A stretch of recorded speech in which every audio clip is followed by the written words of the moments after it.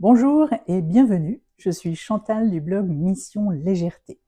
Alors aujourd'hui, je vais vous expliquer ce qu'est la théorie polyvagale, une approche développée par le docteur Stephen Porges et qui a complètement transformé ma compréhension du stress, des émotions et du comportement humain.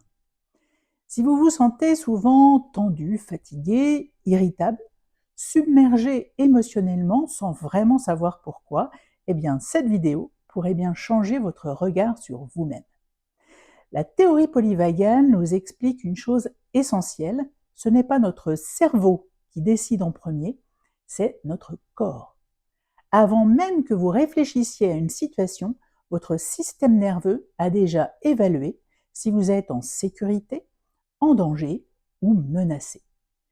Cette information est transmise via le nerf vague, qui est une véritable autoroute entre le corps et le cerveau.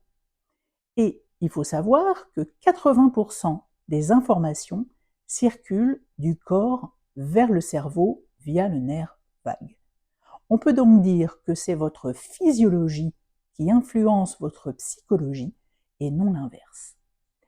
Notre système nerveux autonome gère tout ce qui est automatique. La respiration, la digestion, notre rythme cardiaque, notre pression artérielle, mais surtout, il a une mission prioritaire, nous protéger. Depuis notre naissance, il apprend ce qui est nécessaire à notre survie. Par exemple, un bébé qui va pleurer pour être nourri, bercé ou rassuré. Et au fur et à mesure, le système nerveux apprend à nous protéger de la souffrance émotionnelle en fonction des événements que l'on vit. Résultat, notre corps met en place des stratégies de protection, souvent inconscientes. Notre système nerveux met en place ce qu'on appelle un état. Et il existe 3 états qui peuvent se mettre en place. Le premier état est l'état de sécurité qu'on appelle l'état de ventral. C'est l'état dans lequel on se sent confiant, calme, aligné. Tout va bien, notre cœur est régulier, notre respiration est calme, notre voix est posée et on a la capacité de communiquer avec les autres.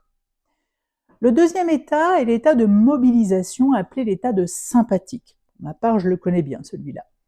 Il se décompose en deux. Tout d'abord, le sympathique fuyant. Dans cet état, on court partout, on s'occupe un maximum, on fait plein de choses, sauf les choses qu'il est important qu'on fasse, mais qu'on sait qu'elles vont nous mettre en difficulté. Le second est le sympathique agressif, un état où on se met en colère, on est frustré, tendu. Et il existe enfin un troisième état, qui est appelé l'état de dorsal. Dans cet état, on est immobilisé, incapable de faire quoi que ce soit, on se replie sur soi-même, on procrastine.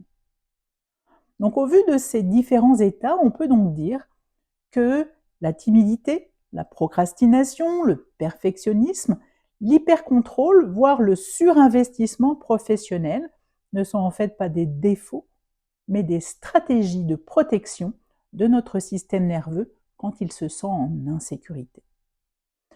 On pense souvent que l'on doit changer nos pensées pour aller mieux. C'est ce que j'ai appris avec la théorie cognitivo-comportementale que j'utilisais dans mes accompagnements.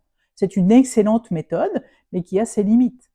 Et grâce à la théorie polyvagale, j'ai pu confirmer qu'apaiser le corps va apaiser naturellement les pensées. Un système nerveux régulé va favoriser la confiance, le calme, la connexion avec soi et avec les autres. Alors, comment réguler notre système nerveux au quotidien? Eh bien, tout comme un sportif s'entraîne tous les jours pour être au point lors de ses compétitions, on va faire tous les jours certains exercices qui vont rendre plus flexible notre système nerveux, c'est-à-dire le rendre plus apte à gérer les insécurités quand elles vont survenir. Les émotions seront là, mais moins intenses, et il sera plus facile de revenir au calme.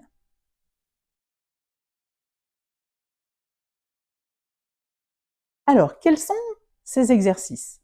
Vous en connaissez sans doute certains, la cohérence cardiaque, tous les exercices de respiration, mais aussi le yoga, les mouvements doux comme le qigong par exemple. Tous ces exercices vont envoyer un message de sécurité à notre cerveau.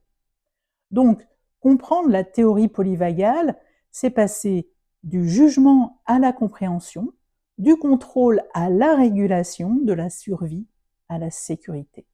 Votre corps ne vous sabote pas, il cherche à vous protéger. Alors, si cette vidéo vous a parlé, pensez à liker quelque part autour. Laissez-moi en commentaire ce que cela vous a fait comprendre sur vous. Abonnez-vous à ma chaîne pour d'autres vidéos sur la régulation du stress, la théorie polyvagale, puis d'autres sujets que j'affectionne. Visitez également mon blog missionlégèreté.com où je vous offre un bonus gratuit, 7 jours pour retrouver de l'énergie et réduire votre stress. Je vous remercie de votre attention et je vous dis à très bientôt.